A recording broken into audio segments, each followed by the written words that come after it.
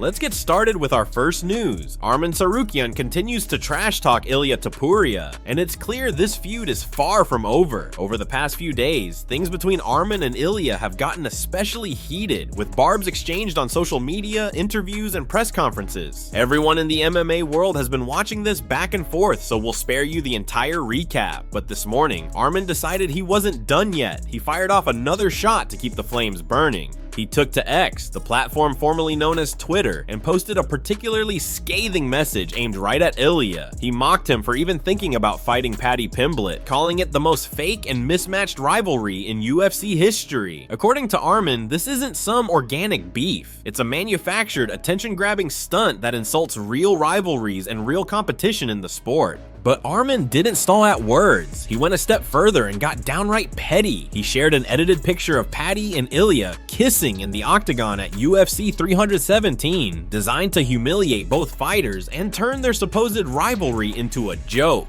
To really twist the knife, he also posted a short video clip of the two fist bumping a few months ago. Proof, he suggests, that there's no real animosity between them. Arman clearly wants to embarrass Ilia. He's painting him as fake, soft, and desperate for easy fights and manufactured hype. And let's be honest, fans are loving it. The comments are filled with people choosing sides, debating who's right, and sharing memes. The feud is real, the disrespect is real, the mind games are on full display, and everyone's watching to see who will respond next. But now it raises a real question among fight fans. Would you even want to see these two fight? Has the drama already become bigger than the actual matchup, or is that precisely why it needs to happen? For some, this rivalry feels almost childish, with both fighters taking cheap shots and acting like high school rivals. But for others, that's exactly what sells. That's exactly what gets people tuned in, buying pay-per-views, and talking non-stop. Whether you think Arman is being hilarious or crossing a line, one thing's certain, he's showing no signs of stopping. He's going to keep needling Ilia until something gives. Either Ilia ignores him completely, which seems unlikely, or he fires back and the trash talk escalates even further. And in the fight game, where hype is half the battle, that's exactly what promoters want. It's exactly what sells tickets. So buckle up, because as long as Arman keeps pressing Ilia, this feud is going to keep delivering the kind of drama that MMA fans just can't get enough of.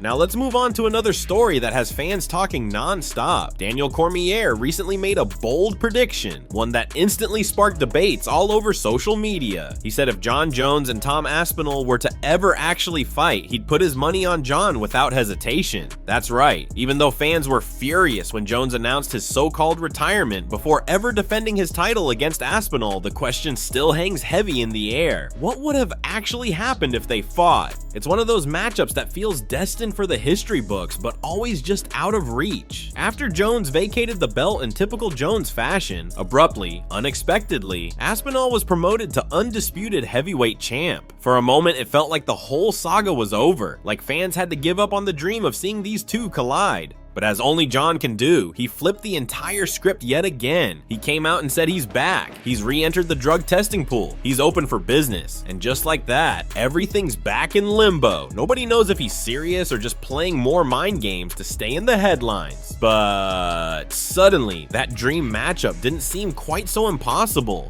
On his Pound for Pound podcast, Cormier tackled the big question head on. He didn't dodge, he didn't hedge, he just laid it out. If I had to make a call, gun to my head, I'm picking Jon Jones to beat Tom Aspenol.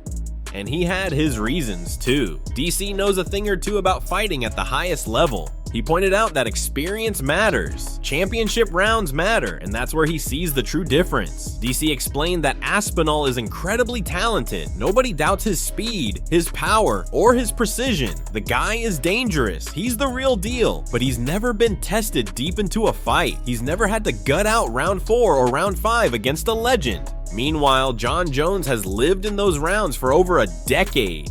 He's faced absolute killers. He's taken the best fighters in the world into deep waters and made them fold. He knows how to pace himself, when to explode, when to grind. He knows how to win even when things get ugly, even when he's hurt, even when the plan goes sideways. That's not something you can teach overnight. Sure, Aspenol has all the physical tools. He's fast, he's strong, he's sharp, but Jones has something even more dangerous: fight IQ and unmatched experience. And according to DC, that's where the real difference lies. That's the X factor that can't be overlooked. Even though the fight might never happen, it remains one of those dream matchups that fans can't stop imagining. People argue about it endlessly online. They break down tape. They fantasy book the entire event. It's the kind of matchup that keeps the sport alive with anticipation. And if Jon truly is back and not just playing his usual mind games, then maybe, just maybe, this fight isn't dead after all. Maybe there's still a chance we get the answer to the question everyone is dying to see settled inside the octagon. Speaking of dream fights, the anticipation is reaching a fever pitch as Kamzat Chamaya prepares to face Dricus du Plessis at UFC 319.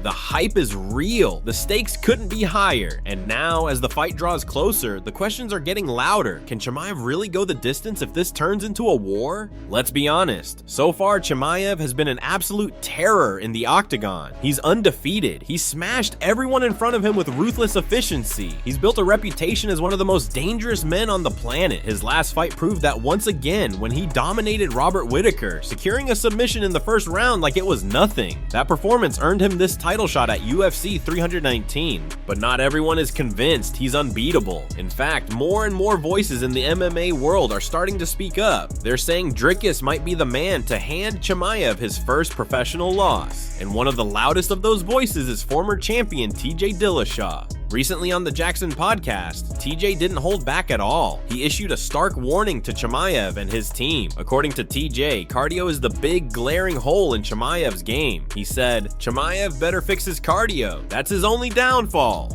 TJ didn't just make that claim for the sake of drama. He broke it down like a seasoned veteran who knows what he's talking about. He explained that Dricus du Plessis is not going to get tired. He's proven it already. He's comfortable in deep waters. He can keep pushing the pace when others fade. If Chimaev isn't prepared, if he gasses out late, Dricus will capitalize and drown him in those later rounds. TJ went on to describe fighting in the infamous red zone, where your heart rate is maxed out, lactic acid floods your muscles, and your mind starts screaming at you to quit. That's where fights are truly won or lost. According to TJ, the only way to survive that is to train for it relentlessly. You have to break yourself in practice so you don't break in the cage. He was blunt about it, saying he'd bet a lot more money on Chimaev if he knew his cardio was truly on point. But if it's not, if Chimaev comes in without that engine, then Dricus will drag him into deep waters and finish him. It's also worth noting that Chimaev has never been past the third round in a professional MMA fight. That's a huge question mark. Meanwhile, Dricus has gone 25 minutes more than once, including against Israel Adesanya. He knows what it feels like to push himself to the brink and keep going. TJ even admitted that Chimaev has better grappling and strong technical striking.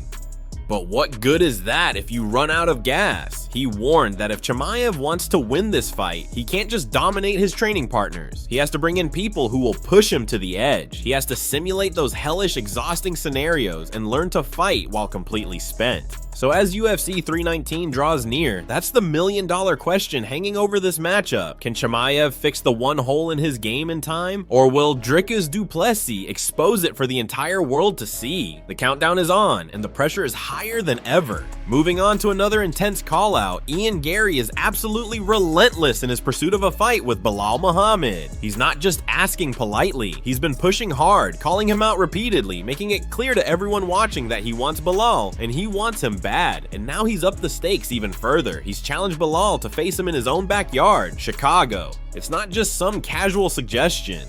Garry is targeting Belal where it hurts, where the pride factor is highest. He wants to walk right into Belal's hometown and beat him in front of his own fans. It's personal, it's strategic, it's classic fight promotion, and it's working because people can't stop talking about it. Since Belal lost the welterweight crown to Jack Della Maddalena at UFC 315, Garry has been on him like glue. He's been calling him out non-stop, refusing to let the loss slide without capitalizing on it. While Garry has made it crystal clear he's hunting for a title shot, he also knows the reality of the division. Islam Makhachev is likely to face JDM next. So what's the next best move? Go after the #1 contender. That's Belal. Garry knows that if he can beat Belal, he's got a fast track ticket to the belt. It's smart matchmaking from his side. It shows ambition. It shows that he's not looking for easy fights. He's looking for legitimacy. But here's the problem, Belal doesn't seem very interested. He keeps calling out Kamaru Usman, even though Usman himself has made it clear he's not fighting anytime soon. Gary's not letting that slide. He's been calling it out publicly, saying things like, "Why do you keep calling out someone who isn't even available? Why are you mentioning Sean Brady again? A guy you already knocked out." It's all designed to expose Belal, to make him look like he's ducking. Gary is trying to flip the narrative, turning himself into the hunter and Belal into the prey who's trying to run. He's even gone further with a pointed challenge. He said, had Belal beaten JDM, he'd be fighting me in his hometown of Chicago. So do the right thing. Don't let your hometown down. Accept the fight. It's a classic pressure move. Gary is using Belal's own city against him, daring him to say no in front of his own people. But will Belal actually accept the challenge? That's the million-dollar question. Will Gary's relentless strategy pay off? Possibly, because a few weeks ago, Belal did respond in his own way. He said he'd see Gary at Madison Square Garden, hinting at a fight in November. For now, though, Gary is still waiting for that official response. He's not backing down. He's staying in the media, keeping the pressure on, and making sure everyone knows he's ready to go. And that's exactly how you get fights made in this sport, by refusing to shut up until there's no choice left but to sign the contract. Meanwhile, the heavyweight division is still absolutely buzzing. Everyone is asking the same question. Who will be Tom Aspenol's next opponent? Is it going to be Jon Jones, Cyril Gane, Jelton Almeida? The speculation is non-stop, and fans are desperate for clarity. Aspinall himself recently threw gasoline on the fire by flat out dismissing Jon Jones as his next opponent. He didn't just politely decline. He called the whole idea unserious, like it's a complete joke, or worse, a prank. And honestly, can you blame him? Jones has been playing this retirement hokey pokey for months now. First, he announces he's done, retired from the sport, vacates the title. Then 1 week later, he's back, re-enters the testing pool, and suddenly starts talking about challenging for the belt again? From Aspinall's point of view, it doesn't feel like a real fight is on the table. It feels like a media stunt, a distraction, a way for Jones to keep his name in the headlines without actually signing a contract. And for a champion like Aspinall who wants real challenges, that's just not cutting it. So if not Jones, then who? The more realistic options seem to be Cyril Gane or Jelton Almeida. Gane is the current #1 contender, technically the logical choice on paper, but let's be honest, his recent controversial win didn't do him any favors. That fight left fans unimpressed. The decision was hotly debated, and it failed to generate the kind of hype you want for a big heavyweight title fight. Jelton Almeida, on the other hand, is on a tear. He's been running through opponents, showing off grappling, power, and a relentless style that would make for a truly exciting matchup. Fans see him as the fresh blood that could push Aspinall to his limits, really test the champion in new ways. Some even floated Alex Pereira's name into the conversation, but let's be real, that's highly unlikely. Alex is already booked to fight Magomed Ankalaev in October, so unless the UFC plans some wild last-minute reshuffling, that fight's off the table. Beyond all the talk of contenders, Aspinall himself has been pretty candid about his own future, and honestly, what he's been saying has been eye-opening for fans. He's admitted he doesn't want to hang around this sport forever. He doesn't want to be one of those fighters who keeps pushing well past his prime, taking unnecessary damage just for a paycheck. He said, "I want to retire from the sport before it retires me." That's powerful. It shows a level of self-awareness that's rare in the fight game. He talked about the toll it takes on your mind and body, the training camps, the injuries that never really heal. He admitted he's already carrying damage, and he doesn't want to keep destroying himself just for the sake of fighting. He told fans, "You'll know when I feel like it's time, I'll make the call." That kind of honesty is refreshing. It shows that Aspinall isn't just thinking about the next opponent. He's thinking about life after the cage, about health, about family, about making sure he can enjoy the years after fighting is done. And for fans who respect the sport and the fighters who put it all on the line, that kind of attitude is something to admire. And finally, let's talk about something that truly shocked fans and has the entire MMA world buzzing. Ilia Topuria recently gave an interview that has people genuinely worried. Sitting down with popular Spanish influencer David Martinez, Ilia didn't deliver the usual trash talk or predictable callouts. There was no mention of Paddy Pimblett. No shots fired at Arman Tsarukyan. Instead, Ilia got surprisingly introspective, even vulnerable, in a way we rarely see from fighters at this level. He admitted it's getting harder to find challenges that actually excite him. That raw hunger that pushed him to the top, it just isn't the same anymore. And you could hear that honesty in his words. This wasn't a fighter hyping himself up or selling a fight. This felt like a man reflecting on everything he's done and what might be left. After all, look at what Ilia has already accomplished. He's beaten legends. He's the lightweight champion who destroyed Charles Oliveira in the first round. He made it look easy. So what's left for him to prove? Who's really left to push him to his limits? We know Ilia's next big dream was to move up to welterweight and chase a historic third belt, something no one in UFC history has done. But Dana White has publicly shot that idea down, and that seems to have hit Ilia hard, because if defending the lightweight belt doesn't get him fired up, what else is there to motivate him? And here's what's even more sobering. Ilia has always said he plans to retire by age 30. That's not just talk. He's stuck to that for years. He wants to go out on top, just like Khabib did, like GSP did, like Jon Jones tried to do. True greatness means leaving on your own terms while you're still the best. This wasn't some promo or fake drama to sell tickets. This interview felt real. You could hear it in his voice. It sounded like a man who knows exactly what he's done and is starting to wonder if there's anything left worth fighting for. Ilia even said, "I had a goal of conquering the lightweight division, and I did that. Now I don't know. I'll go with whatever still brings me some joy, but that's getting harder to find." It was such an honest, almost haunting admission. He added, "When your dream is to be world champion and you get there, then move up and conquer that too, it starts to feel like, what's the point of going on?" He explained how he now has to force himself to stay motivated. He finished with a line that sent chills through the fan base. "I don't know what tomorrow holds." It's rare to see that level of raw honesty in a sport built on bravado and confidence, but it's what makes this moment so powerful. We may be witnessing the final chapter of El Matador, and what a legacy he's going to leave behind.